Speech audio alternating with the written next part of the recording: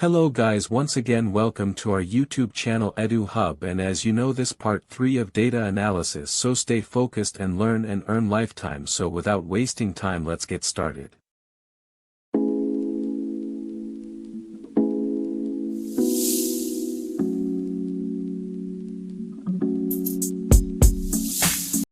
Data Analysis Part 3. Welcome back. So up to this point, we've focused pretty much exclusively on how to extract and transform data sources in the Power Query window, and very little on what happens when that data is actually loaded to Excel. So now that we feel pretty good about our transformed dataset, let's explore some different options for how we can load it into Excel. So my first step will just be to hit this Close and Load button, and then choose Close and Load. And after we wait a moment for the data to load, we see that not just our home sale dataset, which is where we've been making all of our modifications and adding our derived columns and so forth, has been dropped into Excel, but all the queries we had created against external data sources have been dropped into their own respective worksheets. We see that our Q4, Q3, and Q2 home sale datasets are here. Our dates lookup table is here. And so it turns out that this is what Power Query does by default.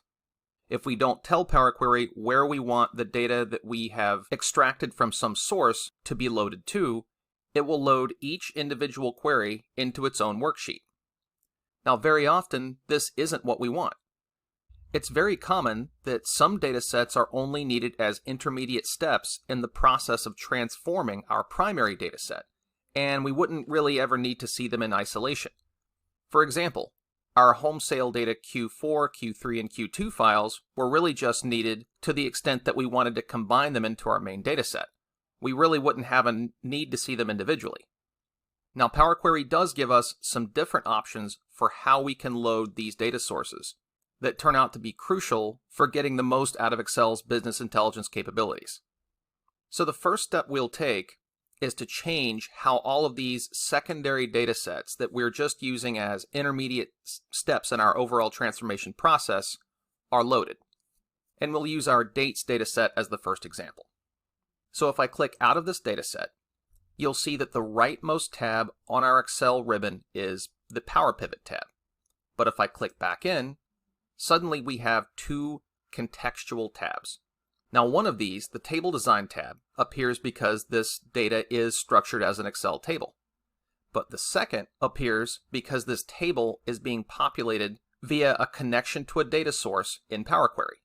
So if we click that tab, we see a number of options for editing and configuring that data connection. Now, as is so often the case with Excel, some of these options overlap with other methods for accomplishing the same thing. For example, clicking the Edit button will just take you right into the Power Query window. But the button we're going to focus on is Load To. So let's click that. And now we see a list of options for where and how to load our data set. And as you can see, the default option is Table, and that's exactly what happened. When we finally loaded this data set that we had extracted from some external data source, Excel loaded it into its own table in its own worksheet. But if we're only interested in a data set as an intermediate step in a larger process, we should choose Only Create Connection.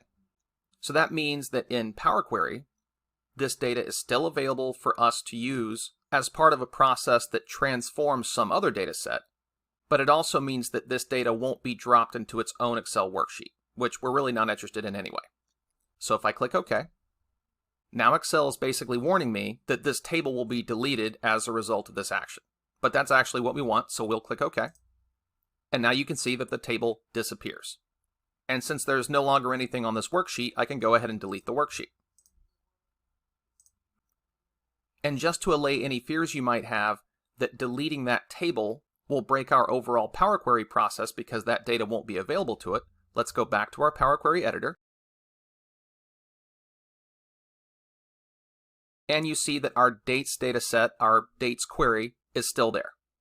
But now we don't have that data cluttering up our Excel workbook. So very quickly, I'm going to cycle through all of our other data sets that we're using as intermediate steps but don't need to see in our Excel workbook, and do the same thing with them. I'll change their load to option to connection only.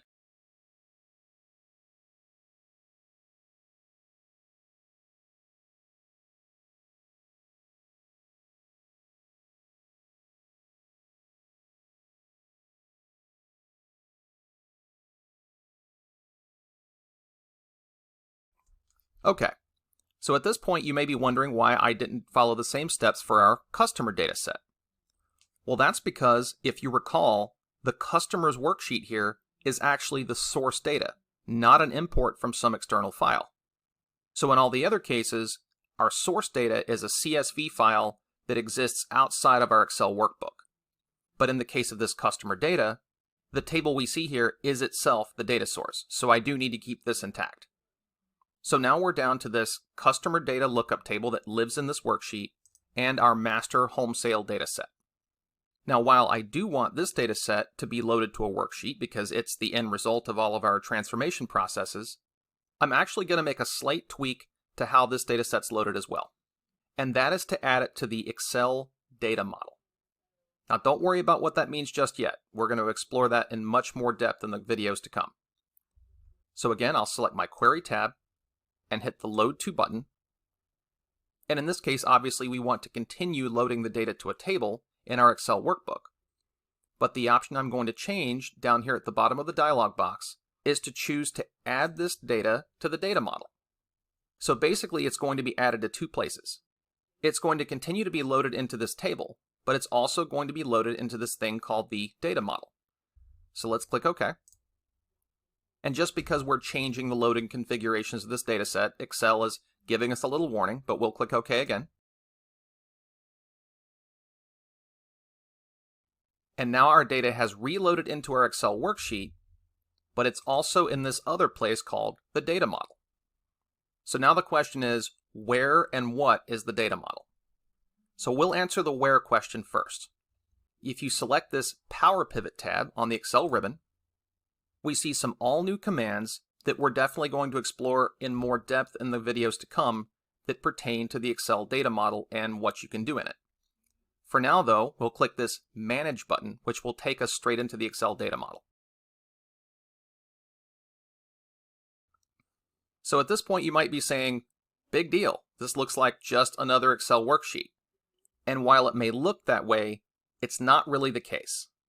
This isn't real Excel, and not all the same rules apply here as they do in Excel. You can do certain things to data in an Excel worksheet that you can't do here, and vice versa. In short, the data model is a place where data sets that are far larger than could ever be stored in an Excel worksheet can be stored in a very compressed way. And because of that, there are certain restrictions on what we can do in the data model versus what we could do in a standard worksheet. These restrictions are part of how the data model is so efficient at storing massive amounts of data. So the data model has two main views that we'll be using. One is the data view, which is what we're seeing here, that looks more or less like a standard Excel worksheet. Now the other view, which is arguably the most important and where we'll be spending most of our time, is the diagram view. Now in the diagram view, instead of seeing a preview of some of the data in our table, we instead see this little square with some metadata about our table. The name of the table, the name of the columns in it, and so forth. If you've ever used Microsoft Access, this might look familiar to you, but if not, don't worry. We'll be walking through the data model step by step soon enough. Now with just a single table added to our data model, the value of this diagram view isn't immediately clear. But once we start adding more tables to our data model, we'll be able to link those tables together so we can combine them in our reporting. And that's where the diagram view really shines. We'll start exploring that in the next video. I'll see you then. Hey, welcome back. So Excel's business intelligence tools actually go far, far beyond simply being able to extract and transform external data sources. In addition to just dropping these data sets into worksheet tabs, we can also add them to what's known as the Excel data model, which is truly the cornerstone of Excel's business intelligence capabilities. Standard Excel worksheets are limited to around 1 million rows of data, and for most practical purposes, less than that unless your computer has a lot of memory. But Excel's data model doesn't suffer from these constraints. With its efficient engine for storing and compressing data, it allows you to analyze datasets of potentially hundreds of millions of rows right from your desktop. And even more importantly, it allows us to build pivot tables, or power pivot tables, if you will, that provide analytics from multiple separate datasets in a single place. No more creating a different pivot table for every different data source you have. That's where we're going, but first things first. Let's take a quick look at the data we'll be using these tools to explore. Now here we have a group of CSV files, which will be the basis of our examples for the next part of the course. These files contain data about a fictional online surf shop, a place where people can buy surfing supplies or just things you'd want to take to the beach online.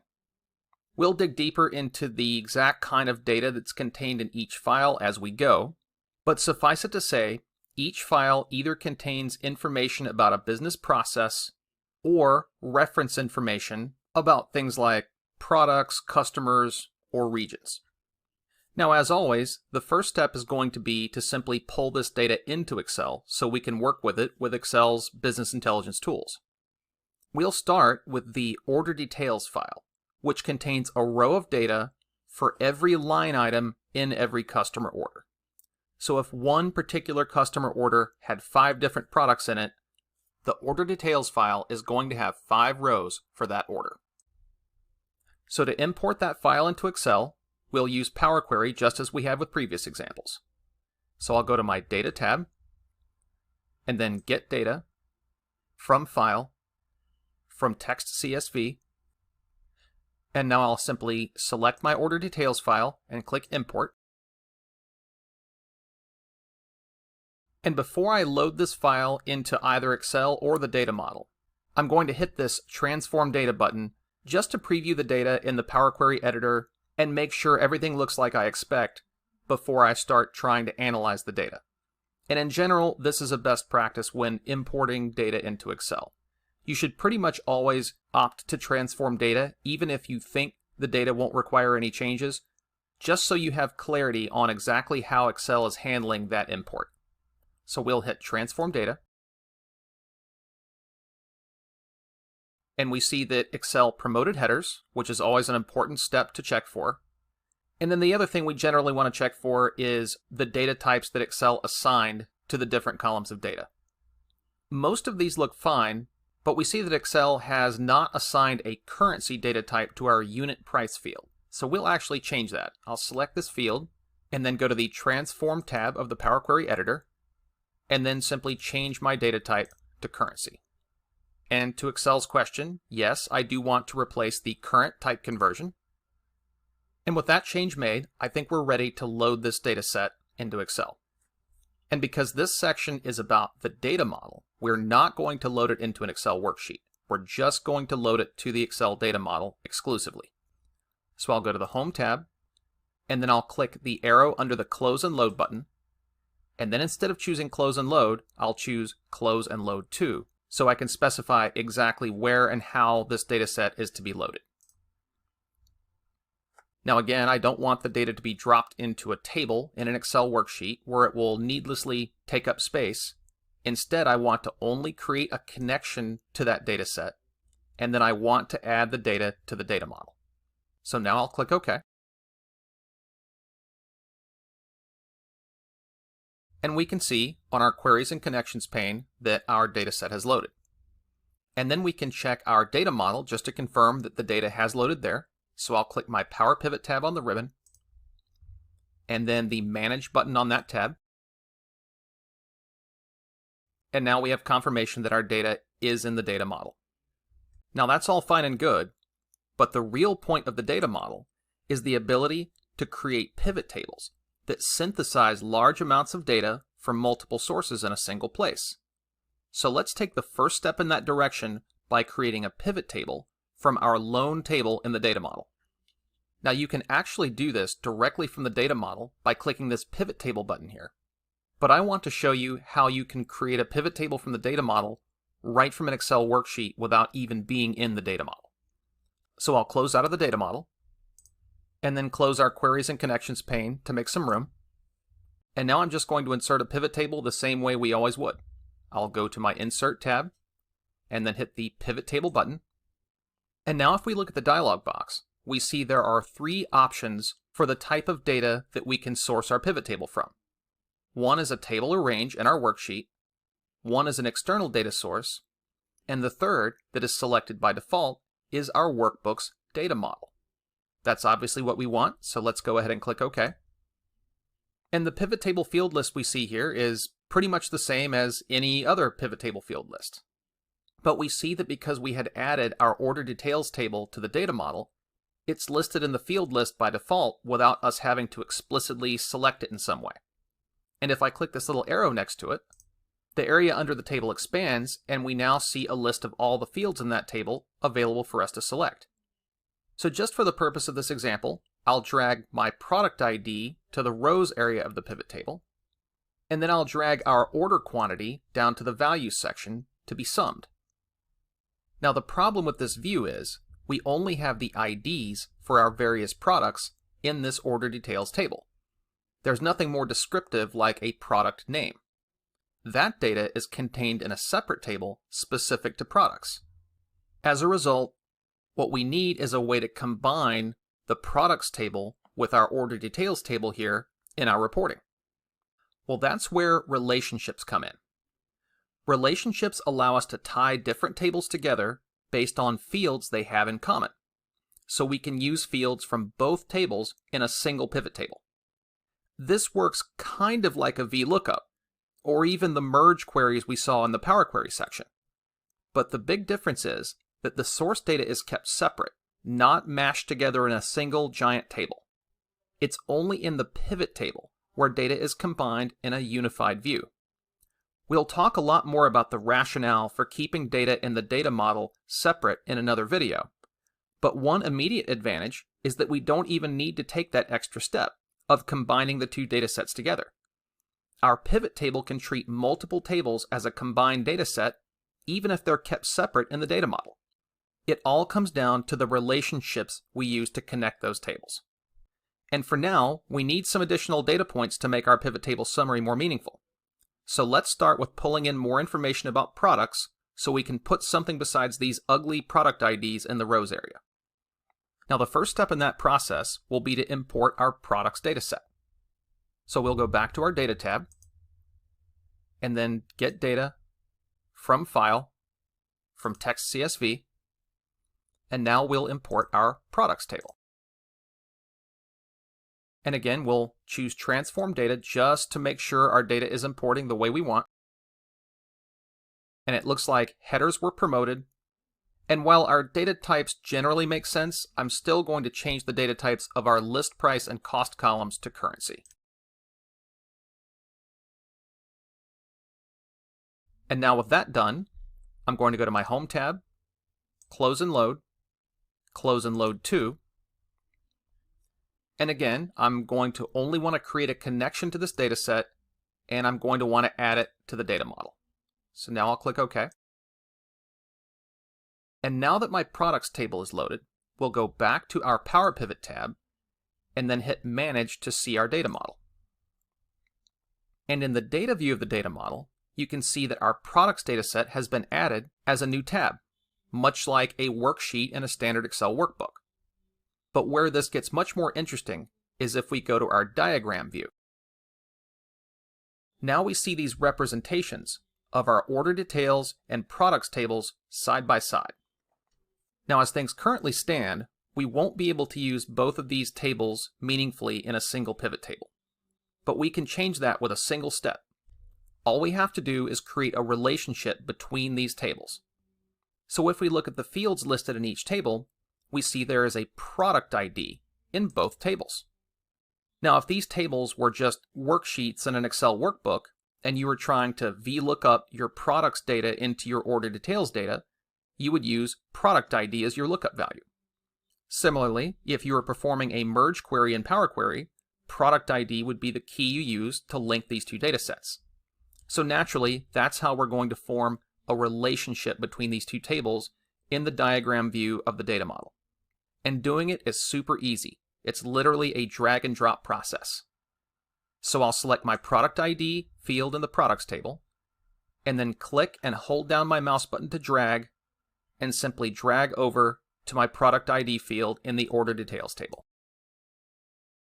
And just like that, the data model has generated this relationship between those two tables on product ID. Now you may notice that the line that connects these two tables has a 1 on one side and an asterisk on the other. We'll get into exactly what that means later on. But for now, suffice it to say, these two tables are connected in such a way that we can use them both in the same pivot table. So let's close out of our data model. And now back in our pivot table, we'll click the Pivot Table Analyze Contextual tab that appears in our ribbon whenever we've selected anything inside of a pivot table. And then to make room for our pivot table field list, I'll close out of our Queries and Connections pane. And now if we scroll down through the list of fields available to our pivot table, all of a sudden we see we have a brand new table available for us to select from, the Products table. And then if I click to expand that, now we have all the fields in that table available to add. So what we want here is to have product names on the rows of our pivot table instead of those ugly product IDs. So I'll first remove product ID from the rows area, and now I'll simply drag in product name from the products table. And look at that. Now we have a summarized view of order quantities by product name based on data in two different tables. And we didn't even have to resort to some crazy solution where we used tens of thousands of VLOOKUP formulas to smash these data sets together. Instead, we executed a simple drag and drop operation to relate those two tables, and the Excel data model did the rest. And just to reiterate, note that this is the only worksheet in our Excel workbook. The data in our order details and products data sets is not stored in a conventional workbook. It is being compressed and stored in an incredibly efficient way in the Excel data model. Okay, now we've seen how the data model can help us combine multiple data sets into a single pivot table report. But you may still be wondering why we need to keep those data sets separate in the data model. So let's take a quick detour into exactly why that's a best practice, and dig a little deeper into the dynamics of these relationships. That's up next. I'll see you then. Hey, welcome back. So before we try to master the art of combining columns from different tables together in our Power Pivot tables, it's probably worth asking, why does our data need to be broken up into so many different tables to begin with? As you can see here, our example data is split into a number of different files that we'll ultimately be attempting to combine in our Power Pivot tables. And while this number may seem high, it's actually on the low end when it comes to real-world use cases. So the best way to approach this may be to examine some data that has been combined into a single data set, and then consider why we might benefit from breaking this data up into multiple tables. The example that we'll consider is a number of data points about a few NBA, that is National Basketball Association, players, their positions, the college they attended, their team, their head coach, and so on and so forth. So I've actually got this pulled up in an Excel file, and if you look at this table, you'll see just a record for each of these players. We've got 15 players and a few data points about each of them. And this actually looks pretty convenient. It's kind of a one-stop shop. So why the heck do we need to complicate things by adding new tables when we've got everything we need right here? Well, the problem turns out to be redundancy.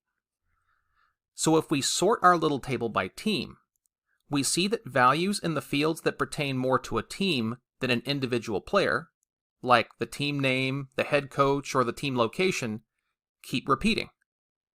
And as you might imagine, this redundancy would only grow if we added the full rosters of each of these teams. Right now, we're only pulling in 3 players per team. But if we pulled in the entire roster of, just for example, the Los Angeles Clippers, while you would be getting different information in the first 3 columns about each player, because each player, of course, has their own name, college, and position, the information about the team name, the location, the head coach, would just keep repeating over and over and over again.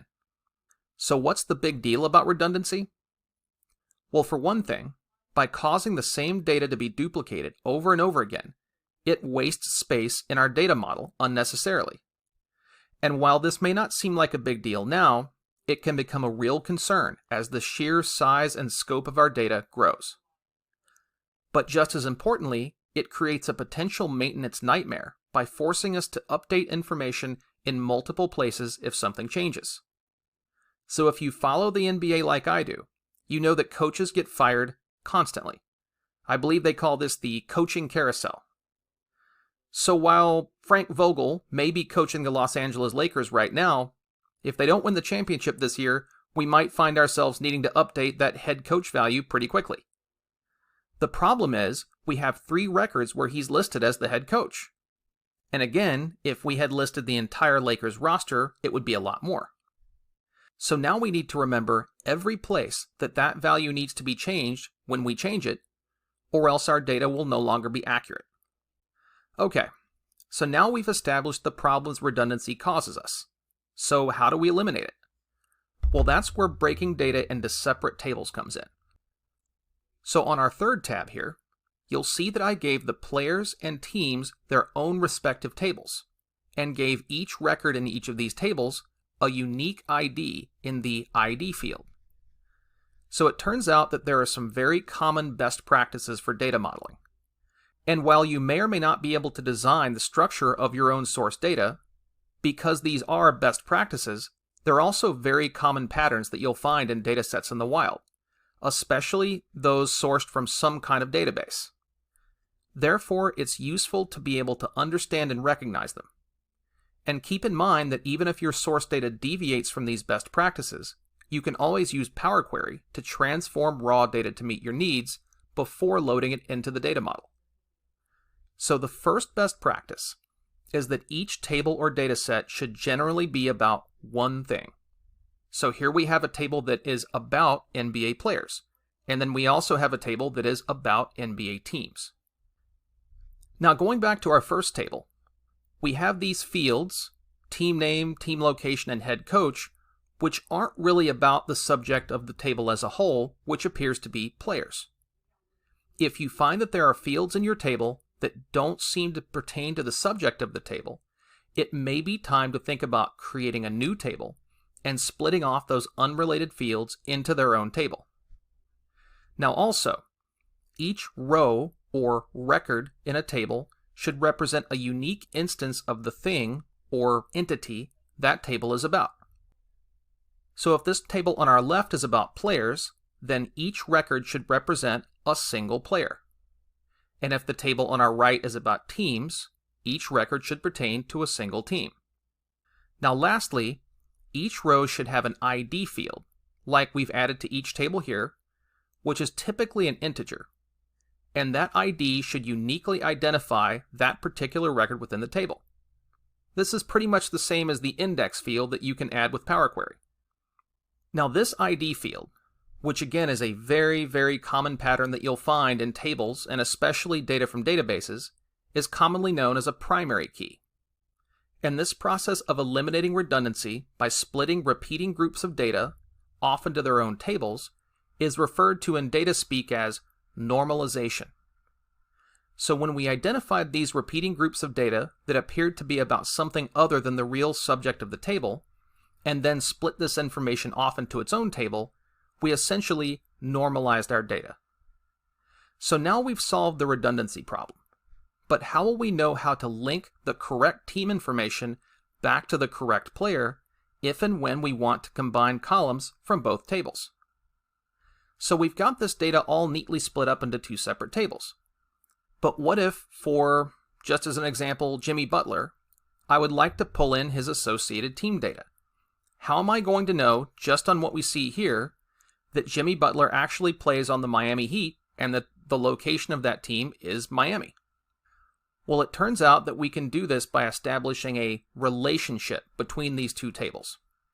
Relationship, as you've probably already figured out, is another word that you're going to hear a lot in regards to data modeling.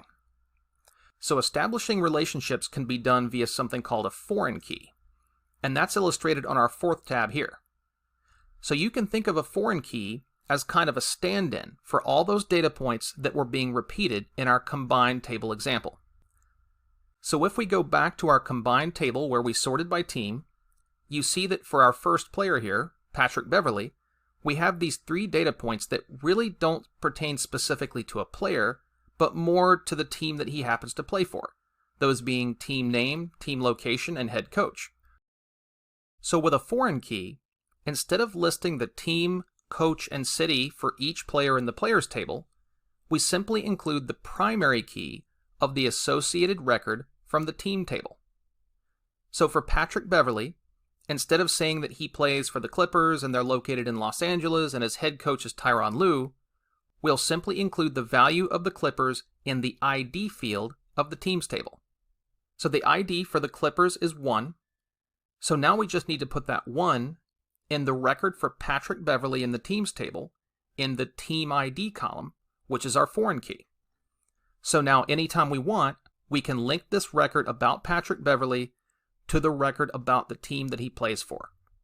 So now, if poor Frank Vogel gets fired and replaced with Phil Jackson, instead of having to go through all the records pertaining to Los Angeles Lakers players and make that update, we just need to update it in one place. Our team table and the relationship takes care of the rest. So back in our combined table, we would have to update records for Frank Vogel here, here, and here. But using this relational approach, we just have to update the coach's name in one place, and then the relationship will take care of everything else. So here we have Malik Monk, LeBron James, and Anthony Davis, all of whom are associated with the team ID of 3, that being the ID for the Los Angeles Lakers. So as long as these records in the players table all link over to the record in our teams table with that ID of 3, and as long as we change the head coach name in just that one space, we're good to go. The pattern in which the primary key of one table, which is the teams table in our case, can be repeated 1 or more times in another table as a foreign key, as it is here in our players table, is called a one-to-many relationship, and it is by far the most common type of relationship you'll encounter and the most important one to understand. Now, there are also scenarios where instead of the primary key in this table linking to, say, 3 records in another table, it links to just 1 record in another table. Now, that's called a one-to-one relationship, and it's fairly common as well, although, again, much less so than the one-to-many. So hopefully at this point, you kind of get why our example data is broken up into so many different tables, and also how you might identify the relationships between those tables. But when the rubber meets the road, how do we translate our newfound knowledge of table relationships into connecting real data sets in the Excel data model? We'll find that out in the next video. I'll see you then. Hey, welcome back. So now that we understand table relationships in an abstract sense, let's take a deeper look at how they're implemented in the Excel data model. Now, of course, we've actually already added 2 tables to our data model and even formed a relationship between them, as we see here. But now we're in a position to understand that relationship more deeply. So our first step should be to just interrogate why there is a 1 on one side of this line connecting the 2 tables, and this asterisk on the other, and even an arrow pointing from the 1 to the asterisk. Well, if you recall from the last video, by far the most common type of relationship between tables is a one-to-many. So you might have guessed that the 1 obviously represents a 1, and the asterisk represents the many side of this relationship. Now we see that the product ID fields in both tables are highlighted, so clearly those fields are the basis of the relationship. And we can also conclude that on the one side of the relationship, in the products table, the product ID field is unique. That is to say, there's only 1 record in the table per product ID. But on the order details side, a given product ID might be repeated many times, which makes sense considering that our order details table contains a list of line items that were included in each customer order.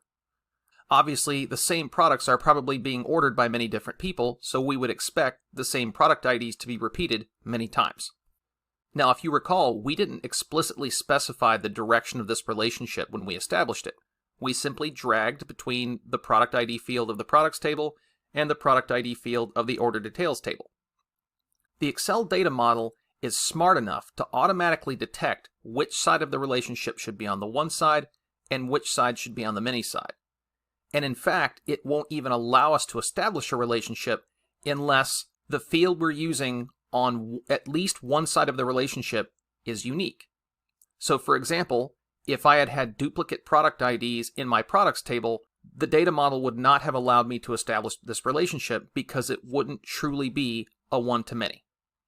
The bottom line is the Excel data model will not allow you to form a relationship unless at least one side of that relationship involves a field with unique values. Now, as you're building out your data models, if you want more information about a particular relationship and don't remember the exact details behind creating it in the first place, you can always right-click the line and then choose Edit Relationship. And this brings up a dialog box that explicitly declares all the aspects of the relationship, the two tables involved and the two fields involved. So one important thing to understand about relationships in the Excel data model is the roles that different types of tables typically play. The two primary roles are lookup tables and data tables.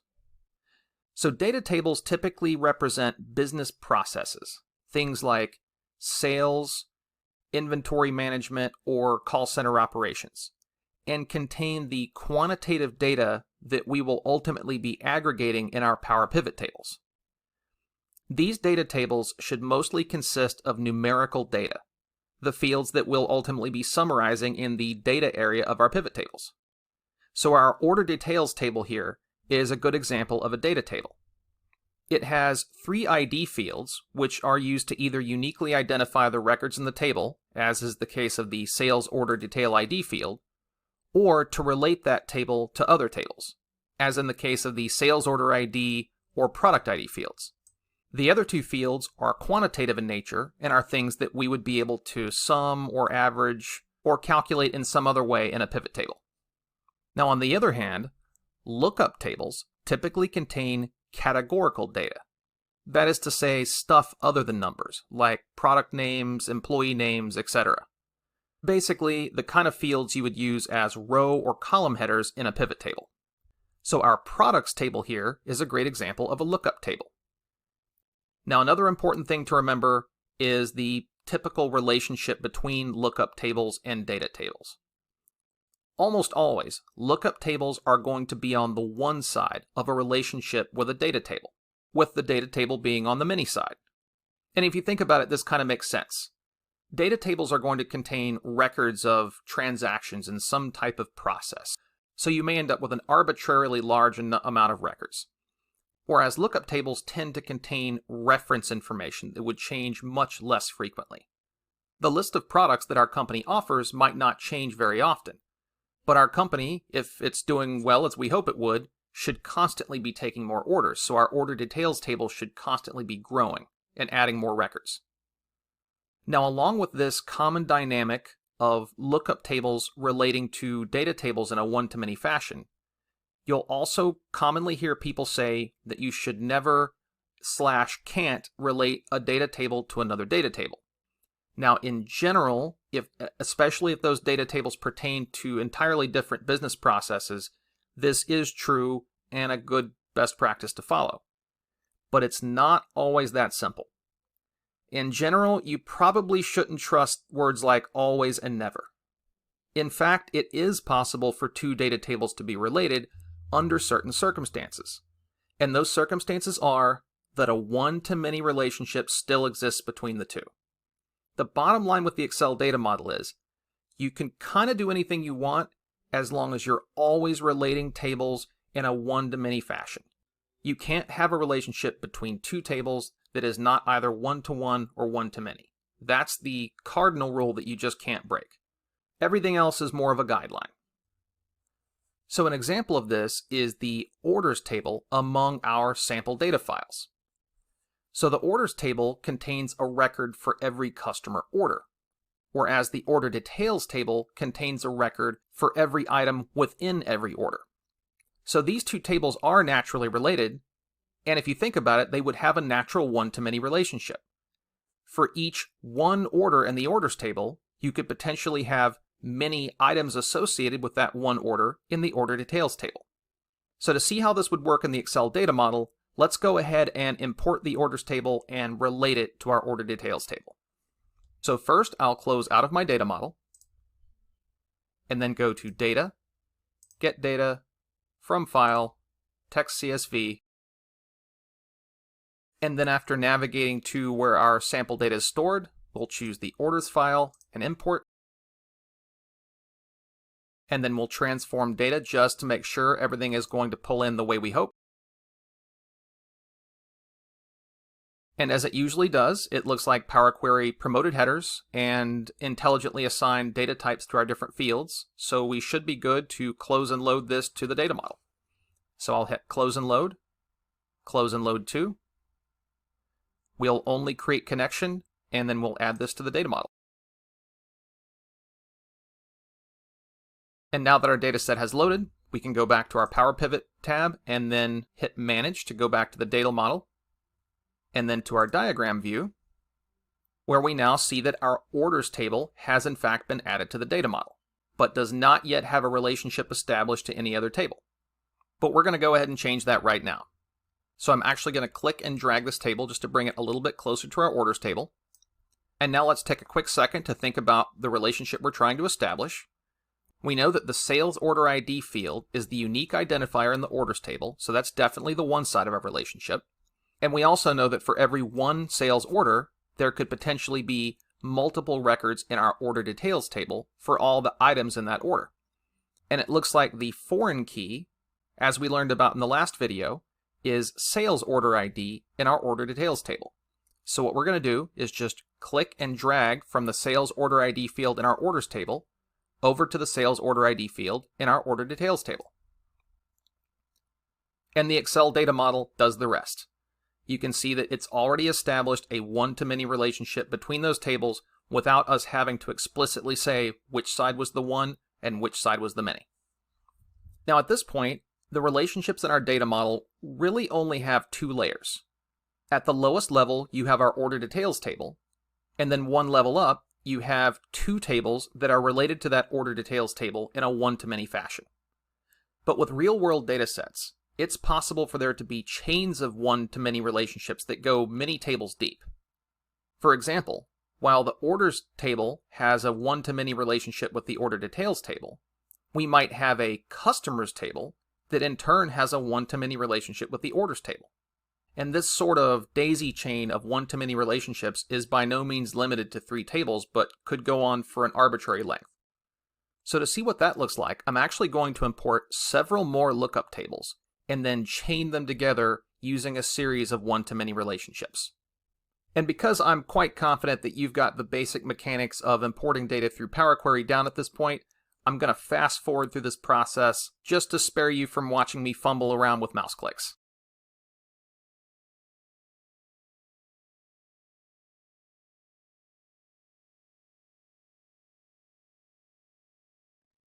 So here we are finally back in the data model after all of that rapid clicking. And one thing you might notice right away is that there is a little corner of a table peeking at us from the right side of the screen. So we've now dropped so many tables in our data model that we can't even see them all at a glance. Now while we can use a scroll bar at the bottom of the screen to scroll to the right to see the last table we added, a more efficient approach is often to zoom out so we can see more things at a glance. We actually have a zoom control at the bottom of the screen, so if we click the minus sign there a few times, now, while the representations of the individual tables are a bit smaller, we can see more at a glance, which is usually what we want. So now that we have this view, let's go ahead and start establishing relationships. First up is the relationship between the orders table and the customers table. So we can reasonably conclude that the customer ID field in the customers table is the unique identifier, and that each row in the customers table has information about an individual customer. So this is pretty clearly going to be on the one side of the relationship. On the other hand, we figure that a single customer might place many orders, so that orders should be on the many side. So we'll drag from customer ID in the customers table to customer ID in the orders table. Now similarly, we have a states table that has one row for every state in the United States. And our customers table also has a state ID column with the ID of the particular state that customer's in. This again is a fairly clear one-to-many dynamic because we figure that there might be many customers living in any given state. So we'll drag from our ID field in the states table over to our state ID field in our customers table. And lastly, we have our regions table, which basically categorizes states into different geographic areas. And this table has an ID field that uniquely identifies every region contained in it. And if you look at our states table, there's a foreign key called region ID, which should connect to that ID field in the regions table. Again, a pretty clear one-to-many relationship. So I'll click my region ID field in the states table and drag over to my ID field in the regions table. And again, the Excel data model correctly recognizes the one-to-many relationship. So now at this point, we have a chain of one-to-many relationships stretching all the way from our order details table to our regions table. Now it's important to recognize that this is an entirely distinct chain from the two-table chain stretching from the order details table to the products table. So while the regions table and the states table, for example, are related to the order details table, and the products table is also related to the order details table, the regions table is not related to the products table. And that's because the products table is not part of this daisy chain of one-to-many relationships that starts with the orders table. It's part of its own chain of one-to-many relationships emanating from that order details table.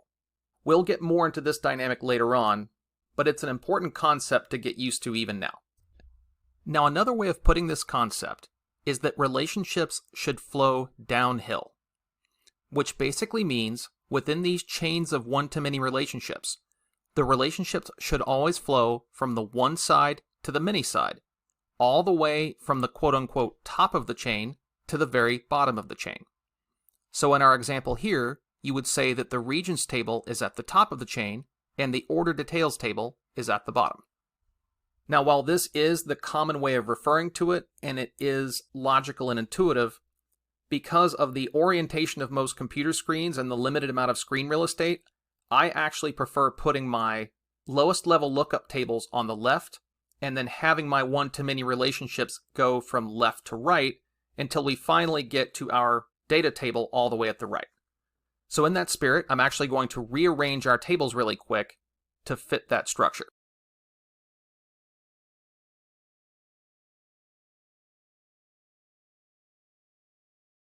Alright, so if you're comfortable reading this model from left to right, I think that makes the directionality a little bit more clear. Our one chain of relationship goes from regions to states to customers to orders and finally order details. And then our other smaller chain just goes from products to order details. Okay, so now that we've established a strong foundation in data modeling, it's time to actually use our data model how it's intended to be used, as the source for a Power Pivot table. That's up next. I'll see you then. Welcome back. So all this data modeling stuff we've been doing so far looks pretty cool, but it doesn't seem to have gotten us a lot closer to our holy grail of combining multiple data sets into a single Power Pivot table. But actually, it has. We've been setting ourselves up for success all this time by establishing relationships between tables that will allow us to combine those tables in one pivot table with ease. So let's see how that works. So the whole point of all this data modeling is really to be able to mash these different data sets together in a Power Pivot table. Now when I say Power Pivot table, I really just mean a pivot table, but one whose data source is the Excel data model.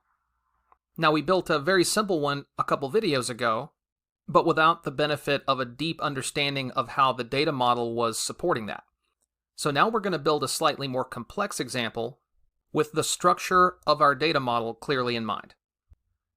So first, as with our other example, I'll just go to our Insert tab to insert a pivot table like we would any other pivot table. And Excel is defaulting for our data source to be the workbook's data model, which is what we want. So we'll go ahead and click OK. And now to see the list of fields we have to choose from a little bit more clearly, I'm going to hit this gear icon in our pivot table fields list and then choose a different layout. that being fields section only. So now I have a much clearer idea of all the data I have to choose from for my pivot table. And as you can see, it looks like we have all the fields in all the tables we've added so far. Now there's a little bit more nuance than meets the eye here that I won't fully explore in this video, but suffice it to say that all of these tables aren't necessarily compatible with all the others in a single pivot table. Think back to our chains of one-to-many relationships in our data model. Basically, any tables that are part of one of those chains can be used in a single pivot table. But two tables that are part of entirely different chains of one-to-many relationships cannot be used in the same Power Pivot table, at least meaningfully. So it's enough for you to understand now that while I can use the products table and the orders tables in a pivot table with the order details table, it won't help us if we try to use the products table and the orders table together in a pivot table without having that order details table there as something they both relate to. Now we'll explore this phenomenon in much more detail in a later video. But for now, let's get busy building our pivot table. So what we'll do to start is break down the count of our customer orders by customer ID. So first I'll go back to my default view in the pivot table field list, and then I'll drag my customer ID field from the customers table down to the rows area, and then I'll find my orders table in the fields list, and I'll drag my sales order ID field from the orders table to the values area. And then I'll change the calculation method to count. So now we have a quick breakout of count of customer orders by customer ID. Now this pattern, in which fields from a lookup table like the customers table go in either the rows area or the columns area, and fields from a data table like the orders table go in the values area, is very, very common. But as with so many things in data modeling, not universal. Just keep that in mind. So as it is, our pivot table is a little blah. But because of the relationships we've already formed in the data model, we can add new layers to our rows area just by dragging in fields from different tables. So for example, we can drag in the name of the state that each customer is a resident of as another label in our row area. So we'll find our states table, and then just drag in state name directly above customer ID. And now if we collapse that level of the hierarchy in our pivot table by choosing expand collapse and then collapse entire field, now we have a count of customer orders by state. And we don't have to stop there. We can also go to our regions table and then drag in the name of the region that each state belongs to. Now this underlines another very common pattern when building pivot tables from tables in a data model. Tables on the higher end of the chain of one-to-many relationships, or in the orientation that we chose on the leftmost side, tend to be at the top level of the fields in either the rows area or the columns area. So basically our pivot tables flow just like our data models. You start with regions, then states, then customers, then orders. And if we go back to our pivot, we see that we have regions on top, then states, and then if we drill into an individual state, our customer ID. Now another great thing that the data model gives us is the option to pull out an intermediate step in that chain of relationships if we just don't need to see the data from that table. So for example, if we decide that this customer level breakout really isn't meaningful to us, and we only want to see a breakout by region and state, we don't even need the customer ID field in our pivot table for the pivot table to still give us these accurate breakdowns. So first, let's keep an eye on one number in our pivot table. Let's say the count of sales order ID for Kentucky, which is 310. Now let's go down to our pivot table field list in the rows area and remove customer ID from rows. So now customer ID is gone, but our count for Kentucky is unchanged. And again, that's possible because even though our state and region tables aren't directly related to our orders table, they are connected to it via a one-to-many relationship through the customers table. Now, just like with a standard pivot table, if I double-click one of the numbers in this pivot table, Excel actually creates a new worksheet with detailed data behind the number that we double-clicked. And if we scroll down all the way to the bottom, we see that there are 310 rows, the same number that we saw in the pivot table. Now, I also want to point out that the fields that we see in this generated detail extract all come from the table that we are applying the sum or count to in the values area of our pivot table. Now, we're doing a count of sales order ID from the orders table, so in our generated detail data, we get the 4 fields from the orders table. Now, the process by which Excel generated that extract may seem magical, but actually, it's the outcome of something called filter context. So you can think of filter context as the intersection of all of the different groupings or filters that apply to any given number in our pivot table here. That number is the result of applying 2 filters. One is the state associated with a given record must be Kentucky, and 2 is that the region associated with a record must be East, South, Central. And this concept continues to apply no matter how many levels of grouping we have in our pivot tables, if we have column groupings, row groupings, or even filters in the filter section. For example, let's say I wanted to be able to filter my pivot table for all customers who are either loyalty club members or who are not. So if I expand my customers table, I'll see a field called loyalty club member. Now if I drag that into my filters area, now I have that available as a filter in my pivot. So if I click this filter, and then expand and select a 1, and then click OK, now my Kentucky number has changed to 116. And that's a result of a 3rd filter being applied to that particular area of the pivot. State equals Kentucky, region equals East, South, Central, and loyalty club member equals 1. Now if you navigate to different levels within the pivot table, different filter contexts apply. So to make this clear, let's go ahead and add subtotals to our pivot by going to the Design tab, Subtotals, and then Show All Subtotals at top of group. So now we see a breakdown of count of sales order ID by region in addition to state.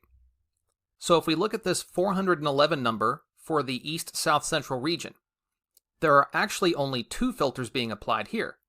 Our loyalty club member filter that applies to everything in the pivot table, and then the region filter for East, South, Central. But the state filter does not apply because this number is at a higher level in that hierarchy of the pivot table. You can think of each of these numbers in the values area as having a kind of address. And that address is at the intersection of all the filters that apply to that particular number in the pivot. And those filters are what determine the rows in our data that we are applying our count or sum or average or what have you over. So before we go, let's add just a little bit more nuance to our example. Now, as I mentioned briefly before, while the most common scenario is for lookup tables to relate to data tables can also relate to data tables if there is a one-to-many relationship between them. Again, if we look back at our data model, we'll see that our orders table, which by most standards would qualify as a data table and we're actually using as a data table in our current pivot table, relates to our order details table in a one-to-many fashion.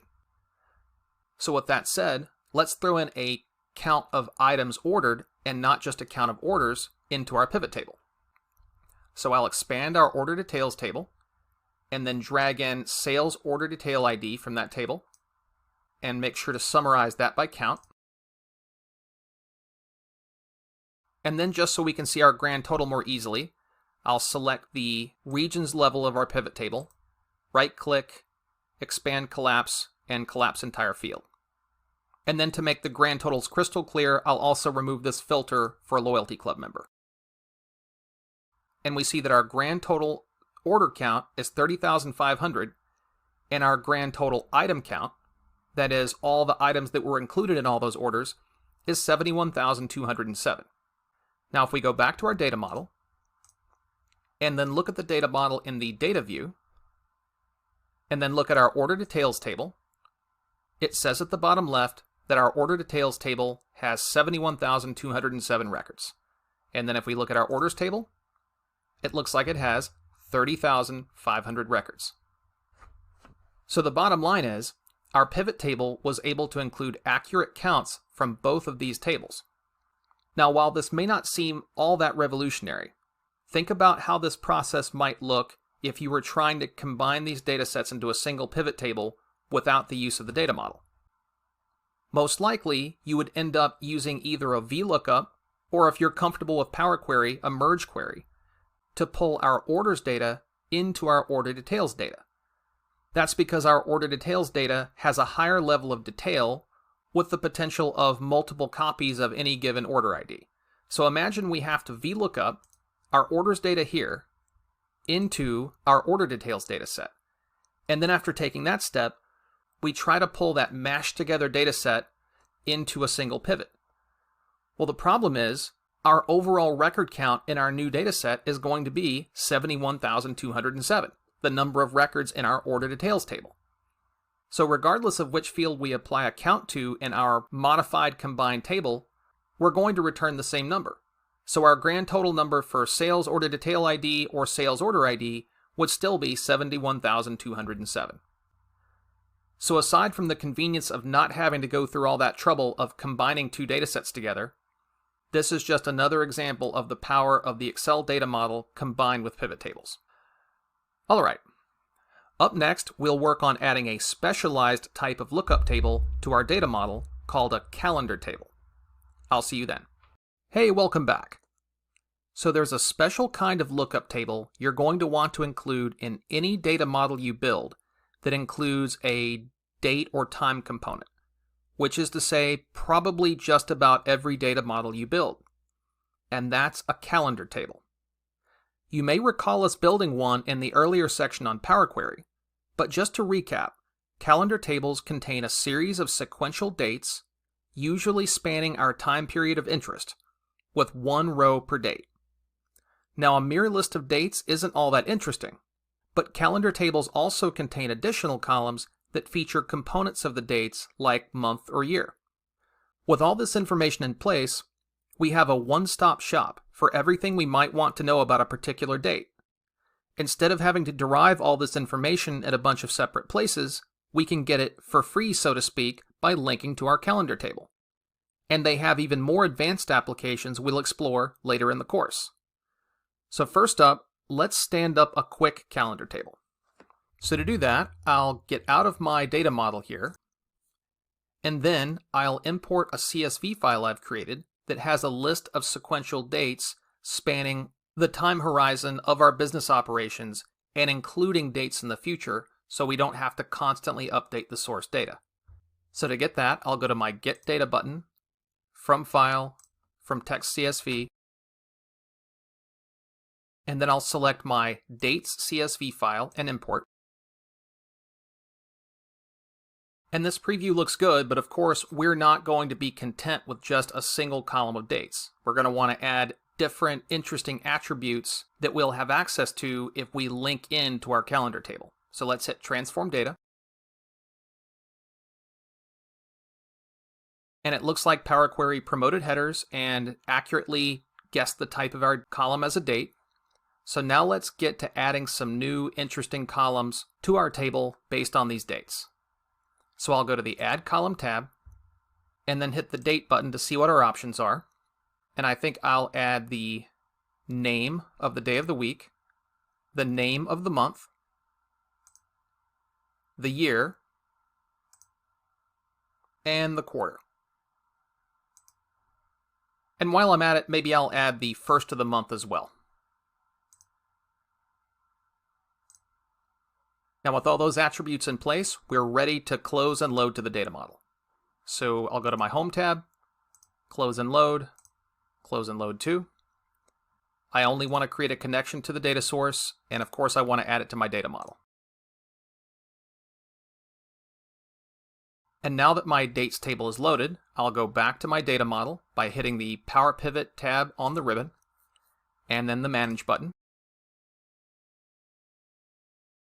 And then if we go to Diagram View, and then zoom out just a bit, now we see our dates table in the data model. But as I'm sure you've anticipated at this point, we can't use it in our Power Pivots until it's connected to some other table. Now looking at our tables here, the obvious candidate to form a relationship with our dates table is the orders table, which has an order date field. And then thinking about the relationship we should try to establish between these two tables, we know that our dates table has one row for every date, so the date values in that table are unique. Whereas in our orders table, we would anticipate that many orders could happen on a single day. So pretty clearly there should be a one-to-many relationship from dates to orders. Now keeping in mind our principle that relationships should flow downhill or left to right, depending on your preference, from the one side of relationships to the many, it looks like we need to drag our dates table just to the left of our orders table. And now to form our relationship, I'll simply select the date field in my dates table and then drag over to the order date field of my orders table. So at this point, our data model should be good to go. So let's go ahead and try to build a power pivot incorporating some of the fields from our shiny new date table. So as usual, I'll go to the Insert tab and then hit the Pivot Table button. I'll create my pivot table from this workbook's data model. And let's say we want a breakout of order quantities by day of the week. So first I'll pull in a count of sales order ID from my orders table. And now, with my trusty calendar table in hand, I can simply expand the dates table and then pull the day name field down into my rows area. Now there is one annoying aspect of this pivot table, and that is that our weekday names are sorted alphabetically by default and not by their actual chronological order in the day of the week. But in later versions of Excel, there is an easy way around that. So if you click the filter button here, and then choose More Sort Options, then in this dialog box we'll choose Ascending, and then hit More Options. Next, we'll uncheck next to Sort Automatically every time the report is updated. And then here's the real kicker. In this drop-down list under First Key Sort Order that says No Calculation, we have a list of series of values that Excel recognizes as having some kind of order, even though there are also words that could be sorted alphabetically. Things like days of the week, months of the year, or even series of words like low, medium, high, urgent, and critical that might be considered to have some kind of a natural sort order. Now in our case, we're dealing with whole names of the days of the week, so we'll choose that list and then click OK, and then OK one more time. And now our pivot table is sorted nicely from Sunday through Saturday. And thanks to our calendar table, we have this quick breakout of our sales order counts by the name of the date of the week. Okay, so you could be forgiven at this point for thinking that Power Pivot makes mashing up multiple data sets into a single pivot so easy it almost seems magical. But you knew it couldn't always be that simple, right? The devil, as they say, is in the details. And up next, we're going to take a look at some pitfalls to avoid as you're building out your Power Pivot tables. I'll see you then. Welcome back. So now that we've followed the happy path of Power Pivot table development and explored a few examples where things just worked, it's time to deepen our understanding by digging into some of the pitfalls and limitations of building pivot tables from the Excel data model. It turns out that in real-world modeling scenarios, you need to carefully consider the relationships between your tables before you start happily hacking away at your pivot tables. So let's see why. Now here I've got a blank pivot table that's pointing to our data model, and what I'm going to try to do is summarize the count of customer orders by product name. So first I'll find my orders table in my fields list, and then I'll just drag sales order ID down to my values area, and then summarize it by count. Next, I'll locate my products table, and then drag in product name in the rows area. And right away, this looks extremely scary and confusing. We're getting the exact same count of our sales orders for every single one of our products. Now, of course, we know this can't be right, and incidentally, this grand total number we're getting is the same as the grand total count for the entire table. And if we roll down to the bottom of the pivot, we'll see that the grand total, 30,500, is the same number we're getting for each individual product. So this obviously can't be right, but why? Well, let's go to the diagram view of our data model to find out. So looking at our products table and our orders table, which are the two tables that we included fields from in our pivot table, we see that there is no relationship between them. And as a result, applying a filter from the products table doesn't do anything at all. That's why every single row in our pivot table returned the grand total. Since there's no relationship between the products and orders table, that means those filters that would otherwise be applied in our pivot table, those being the names of the individual products, had no effect. And what happens when you compute a count of records in a table without any filters? Well, you just get the number of records in the table, which is exactly what we saw in every row of the pivot table. But wait, you might be saying.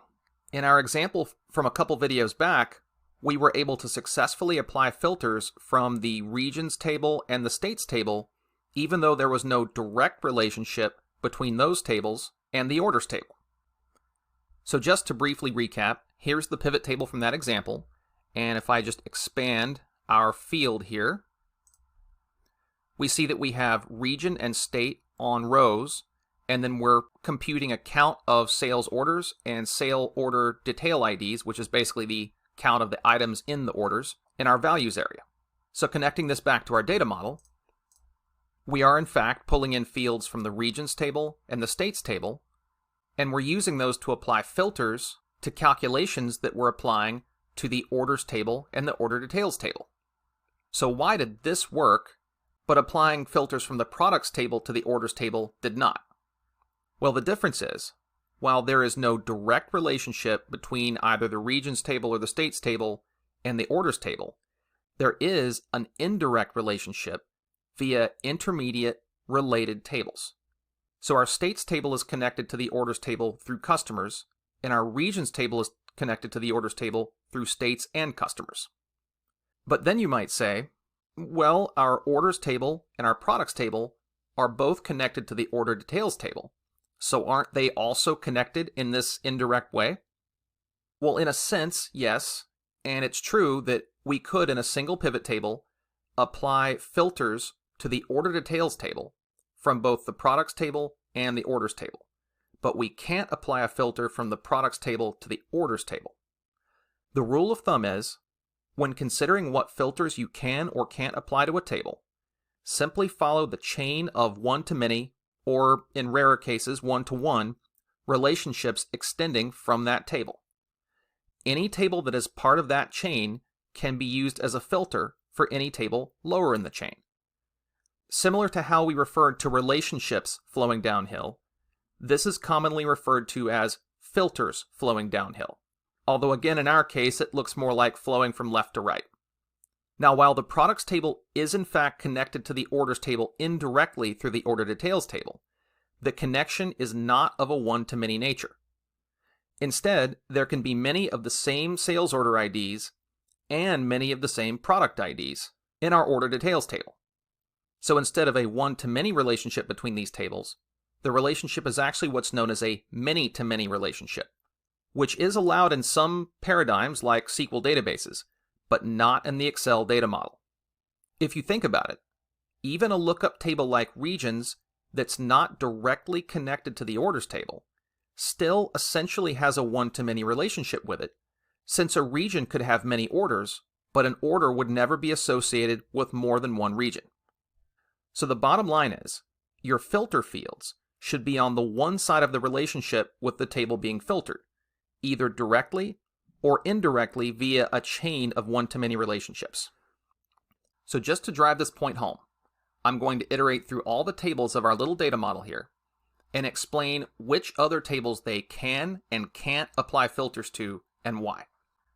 Now, starting with our table all the way over on the right, the order details table. This table is at the bottom of the chain of one-to-many relationships, so to speak. So it can't apply filters to any other table. You can think of this table as the ultimate filter E. All the other tables in the relationship can apply filters to it, but it can't apply filters to any other table. Then moving over to our products table. Our products table has a one-to-many relationship with the order details table, so it can apply filters to that. But it can't apply filters to any other table in our data model. That's why when we tried to pivot our order counts by product name earlier, our pivot table looked so wonky. Now our orders table can also apply filters to just our order details table. Now moving left, our dates table can apply filters to the orders table directly and also through the orders table to the order details table via that indirect one-to-many relationship. Similarly, our customers table can also apply filters to both the orders table and the order details table through a direct and an indirect one-to-many relationship respectively. But again, similar to our products and orders tables, we can't use the dates table to filter the customers table or vice versa. And at this point, I suspect you're seeing the pattern. Our states table can filter the customers table, the orders table, and the order details table, and then our regions table, sitting all the way over there at the left, can filter anything downhill from it in that chain of one-to-many relationships, from states to customers to orders to order details. All right, so clearly, while creating business intelligence with Power Pivot tables and the Excel data model is incredibly powerful and relatively straightforward, it also requires more careful thought and deeper understanding of your data than you might have expected based on your experience with conventional pivot tables. Up next, we'll examine another important nuance you're likely to encounter in the real world: multiple data tables representing entirely distinct business processes that you would like to analyze in the same pivot table. I'll see you then. Hey, welcome back. So quite often, our analytics will encompass multiple business processes, which usually means multiple data tables in our data model. These data tables are typically very granular and cannot be related to each other in a one-to-many fashion. So how can we combine them in a single pivot table, which is kind of the point of this whole Power Pivot thing? The answer is to find one or more tables that are connected to both of these data tables and are on the one side of the relationship with both tables. So as an example of another process in our online surf shop business, we have a data set for service calls, which is basically calls that are taken by our business's call centers. Now there's no direct correlation between calls taken at a call center and orders placed on our website, but there are some attributes these things have in common. For example, the same customer with the same customer ID might make a call to our call center and might also place an order on our website. Similarly, a service call may be in regards to a product, and that same product might be something that is sold on our website. So while there's no obvious direct relationship between these two separate processes, using the Excel data model, we'll still be able to combine data from these processes into a single pivot table. Let's see how. So our first step will be to just import this service calls CSV file into Excel with Power Query and then land it in our data model. So let's do that. So as usual, I'll go to Data, Get Data, from File, from Text CSV, and then I'll select our service calls file and hit Import. And then just as a best practice, I'll hit Transform Data. And it looks like headers were promoted, and just scrolling across the fields in this data set, it looks like the data types that Power Query chose are appropriate. So I'll go ahead and click Close and Load, and then Close and Load to. And as usual, I'll only create a connection to the file, and of course I'll add it to the data model.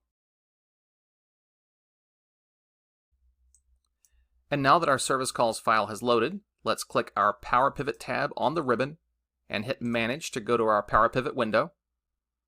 And then we'll check out the diagram view. And since things are getting a little bit crowded in our data model, we'll zoom out.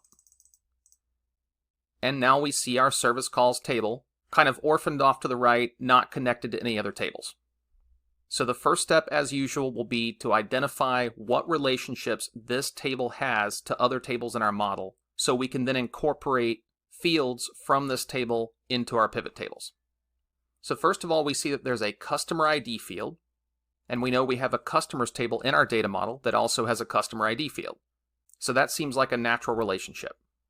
Now our customers table has one record per customer ID, while you would expect that a single customer might have placed many service calls. So that looks like a natural one-to-many relationship.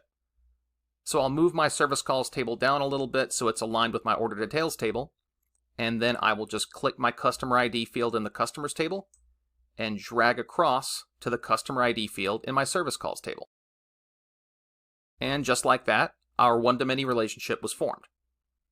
Now it looks like we might also have a potential relationship with the products table based on the product ID field in the service calls table. And this also makes sense as a one-to-many relationship. Of the products we sell, you figure that there have probably been multiple service calls about each one, yet our products table only has one row per product. So again, a natural one-to-many relationship.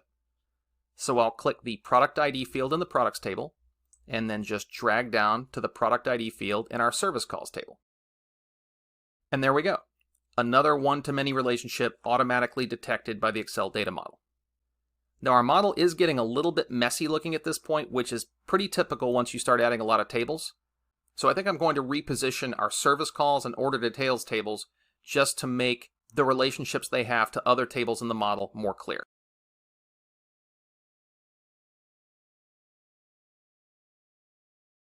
Okay, so at least that's a little bit better. Now the next step, of course, is to try to combine metrics based on values in our service calls table with metrics based on fields from our other data tables in a single pivot table. That's really what we've been driving towards this entire section of the course. So if you want to meaningfully combine metrics from two data tables in the same pivot table, the key thing to remember is this. All filters applied to the pivot must come from a table or tables that are related to both data tables in a one-to-many fashion, either directly or via a chain of one-to-many relationships. So for example, if we want to do a count of service calls and a count of line items in our customer orders in a single pivot table, and then filter that by some field in one of our lookups, that lookup has to have a one-to-many relationship with both of these tables, either directly or indirectly through one of these chains of one-to-many relationships. So for example, we should be able to use fields from our products table as filters against both our service calls and order details data, because the products table has a one-to-many relationship with both of those tables. However, if we want to combine data from our orders table with data from our service calls table in a single pivot, we wouldn't be able to use the products table as a filter, because it only has the one-to-many relationship with the service calls table. But that's enough theory for now. Let's do a quick demo to see these principles in action. So going back to Excel, I'll insert another pivot table. And for my first pivot, I'll do a count of ordered details, which is basically the line items in all of our customer orders, and a count of service calls, broken out by product. So first, I'll drag sales order detail ID from my order details table down to the values section, and then change the way it's summarized to count. And next, I'll navigate down to my service calls table, and then drag call ID down to my values area, and then do a count on that. All right, so far so good. We have an accurate count of the records in both of those tables, which is just essentially the count of the transactions in both of those business processes. So now to break that out by product, I'll roll back up to our products table, and then drag name down to rows. So far so good. It looks like our name breakout is working just fine.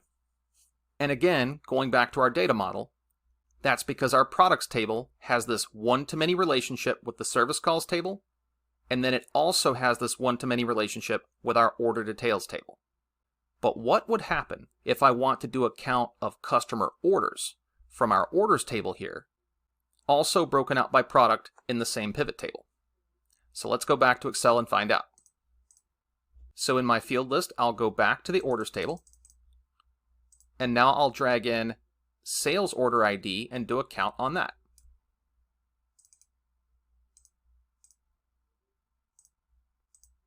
Yuck.